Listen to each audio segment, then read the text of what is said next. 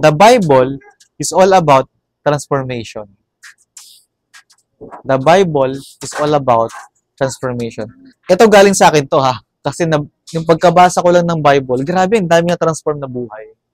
Even Old Testament, even New Testament. Pero nakakalungkot, sa mga huli kong binasa, sa Kings and Chronicles, na yung may mga kings yung Israel, ang dami doon, hindi na transform yung buhay. Parang yun pa rin yung old life nila, hanggang sa mamatay sila. Sayang ano? Hari, mayaman, pinagkalooban ng Panginoon ng leadership role, authority, pero yung Israel na lead nila sa pagkakasala. Alam niyo ba sa mundong to, kapag ka-leader ka, napakalaking impact mo sa mga tao. Alam niyo sa social media, kapag ka meron kang pinapanood na tao, tapos puro kalokohan ginagawa niya, sayang oras mo talaga eh. Nalilid ka niya, napanoorin yung ginagawa niya, pero binabayaran siya ng YouTube or ng social media platform. Dahil sa pagpapatawa niya, or kung ano mang ginagawa yung kalokohan, pero wala naman talagang ambag sa buhay mo yun. Maybe relaxation at that time, pero it's a waste of time talaga siya. No, kaya nga, ang bigat ng leadership role ng isang leader, kung saan niya dadalhin yung mga tao. So, dito, sa transformation sa Bible, ang dami nating mga prophets na tinulungan yung si King David, ang dami. Pero may kita mo, choice pa din talaga ng taong matransform. Choice pa din ng taong matransform. Sino dito alam mo talaga na you're chosen? Yung kahit anong gawin mo sa buhay, dito ka talaga eh. Chosen ka talaga ng Panginoon. Alam mo, may mali ka nagawa, yes. Pero alam mo, save ka talaga. No? Sana na-feel nyo yun, kasi kung hindi. Dalawang isip ko ha, sa salvation. Pero yun nga no? Ang dami kong mali sa buhay, na-realize ko lang din lately. Pero ramdam ko talaga, hawa ko ni God. Nagkamali ako, oo. May nasaktan ako, oo. Nasaktan din ako, yes. Hindi perfect yung life ko. May mga flaws din ako. Pero alam ko, nakasulat yung pangalan ko sa langit. Kasi yung salvation mo, yung sin mo, hindi naman mawawala yung salvation mo dahil sa sin mo eh. Mawawala yung salvation mo kapag hindi mo talaga tinanggap si Jesus Christ as your Lord and Savior. Pag tinanggap mo siya, yung sin mo, bayad. Pag di mo siya tinanggap, yung sin mo, hinahabol ka. Jonah. Kala niyo si Jonah? Hindi yun yung kalala niyong Jonah, iba yun. Si Jonah, siya yung nilunok ng isda. Tinatakbuhan. Lord, ayoko silang invite kasi nga, makaslahan naman sila. Di imperno sila. Buti nga sa kanila. Dapat lang yun. No? Kinain ng isda, nilunok, niluwa dun sa na-transform eh. Nag-repent siya dun sa sino dito yung mag-repent ka lang kapag kinain ka na ng kinain ka na ng bills? Hindi style kakain sa inyo ngayon, guys.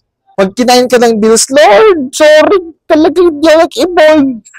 Talagang tao ko talagang travel pa more, shopping pa more, Lord. Nilunok ako ng napakalaking isda ng credit card. Di ba ganyan? Grabe. Sino nilunok ka ng credit card? Doon ka lang mag-repent, Lord, sorry, labas mo na ako dito. Mag-share na ako, evangelize na ako, Lord. Di kasi ako nag-i-invite eh. Di ba? Si Apostle Peter, pasaway yan, guys. Na-transform. Ang sinabi ng Panginoon, ikaw, sa'yo. Sa'yo manggagaling yung matinding church planting. After sabihin ni Lord yun, nirebuke siya, get away from me, Satan. Grabe, no? Kasama niya lagi si Lord, nabubulungan pa ni Satanas. Paano lang pag di mo lagi kasama si God? Imagine mo, no? Normally kasi pag nagkapera tayo, di ba, hindi na tayo nagpe-pray? Hindi na tayo nagpe-pray ng katulad nung wala tayong pera. Nung wala kang pera, di ba? Nung may pera ka na, Lord, thank you. Pag ganun-ganun ka na lang. No? Dati nung wala kang pera, Panginoon! Ikaw lang ang tanging pag-asa ko kung aking Panginoon, tagapagligtas, Lord. Iligtas mo ka sa kautangan, Lord. Alam mo yun, dumadaing ka eh. Ngayon, di ba? Pagkakain ka, ang sarap ng kakainin mo. In Jesus' name pray? Ha? Wala kang ba sinasabi? Totoo yun, ha? Iba yung prayer mo kapag ka nahihirapan ka, kaya kailangan lagi kang na. Di ba? Oh. Kung nagsabi niyan.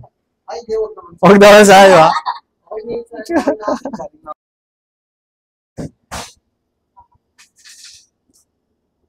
Dinefine ni Luke. Okay? He was chief tax collector and was wealthy. Kailan tayo lumalapit kay Lord? Pag nahirapan. Pag wealthy ka, lapit ka kay Lord. Kasi feeling mo Lord ka eh. Kasi kayang bumili.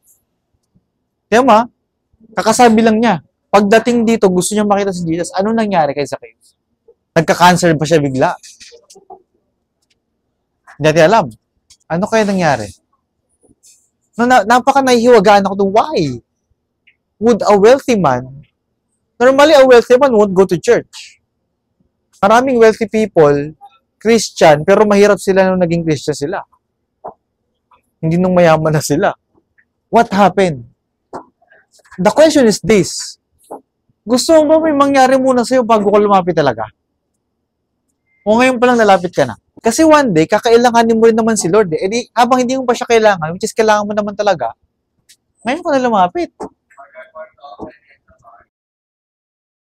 Kasi normally, no, I remember the preaching of Bishop Oriel Baliano. Ang sabi niya, bakit magsisimba ang isang tao? Takot sa demonyo, takot mamatay, walang pera.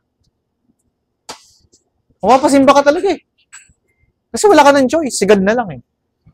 Pero nagtataka ko kay Zacchaeus, ito talaga, pinag-iisipan ko talaga to eh. Ano nagtulak kay Zacchaeus pumunta kay Jesus? But naririnig-rinig niya eh, who Jesus was. Naririnig ko ito, nagpapagaling ng sakit to eh, meron akong cancer ngayon. Ang gagawin ko sa pera ko. Naririnig-rinig ko si Jesus. Kaya niya magpagaling. Ang yaman-yaman ko, pero parang may kulang. Ba't sila? Wala silang pera, masaya ako malungkot. Imagine, no? But because he was short, yung marami sa atin short sa budget eh, siya hindi. Sa height. He could not see over the crowd. Pero niya may challenge pa. Gusto niyang makita, may challenge. Yung iba sa atin kapag may challenge, wag na lang. Basta ako gusto ko talaga makita si Lord, kaya lang, wala eh, ganun talaga eh. Kailangan kong kumita. Kailangan kong magtrabaho ng linggo. Alam mo bakit pinapagpalit ko pa si Jesus, si Lord? Kasi hindi mo pa siya kailangan, yun ang akala mo. Alam niyo ba kapag wala ang tao sa presensya ng Panginoon, open for attack? Yung ang nasa presensya eh, may sufferings eh. Yung pangwala. What a foolish decision to make. Ang pinakamaling decision na gagawin ng tao sa buhay, lumayo sa presensya ng Panginoon. Minsan, or kadalasan, mas chismosa pa yung nasa church kaysa yung nasa hindi na church. That's why maraming tao ayaw na mag-church because their wounds, nung pumasok sila sa church, imbis na magamot, inasinan. Nung nakita nila siguro may sugat, nakita nila, kala nila, medium rare. Yun na kayo kung mangyari, ha? Kung dahil magkamali man sa inyo, kung dahil magkamali si Bernard bro, kasi magkakamali yan, kakamali nga lang niya eh. Joke lang. I mean, please, pray for the person. Pray for him. Ako magkamali, pray for me. Pag nagkakamali kayo, Lord, papatawarin mo si ano. Mantalan pa nagkamali, pastor pa naman. Diba? Ganyan tayo, di ba? So, grabe, no? Nagbimuter yung mga, si Jesus. Sino yung mga nagbimuter? Yung mga pinagaling ni Lord. Sino yung mga nagbimuter? Yung mga inahon ni Lord sa kasalanan. Sinave. Eh, kasi nga, self-righteous eh. Oopsie, akala ko pa naman, Christian si Jesus. Ba't pumasok sa silo? Hindi Christian si Jesus, guys. I mean, di ba? Isa lang siyang JC, Jesus Christ. Pero hindi siya Christian. Kasi kung totoong Christian siya, hindi siya pupunta dun eh. Pumunta ba naman sa gitna ng mga makasalanan? Kaya ang dilim-dilim dun eh. You are the light of the world. Nakalimutan natin yun. I give half of my possessions to the poor. Apparently, nakita ni Zacchaeus. Na-observe niya na parang, hindi ko naman pala kailangan ng sobra-sobrang maraming pera. Kung hindi ako ngayon magbabago, baka ito na yung last chance ko na dadaan si Jesus dito at hindi na mauulit. What if ito yung last Sunday service mo tapos hindi yung pa sineryoso? Tapos darating na pala si Lord mamaya. Tapos pa Christian lang tayo na parang wala lang. Ito na yung si Zacchaeus ha. Look Lord, here and now. Alam niyo sabi niya, no? Yung comedian, si Jim Carrey, nasabi niya, how I wish every people in the world will have millions of money, a lot of money, just to realize that that is not the answer. Ang gusto ni Jim Carrey, maging millionaire lahat ng tao sa buong mundo para ma-realize natin na hindi yun yung tamang sagot. Samantalang tayo, pinagpapalit natin kay Lord, hindi naman million. Libo lang. Grabe no?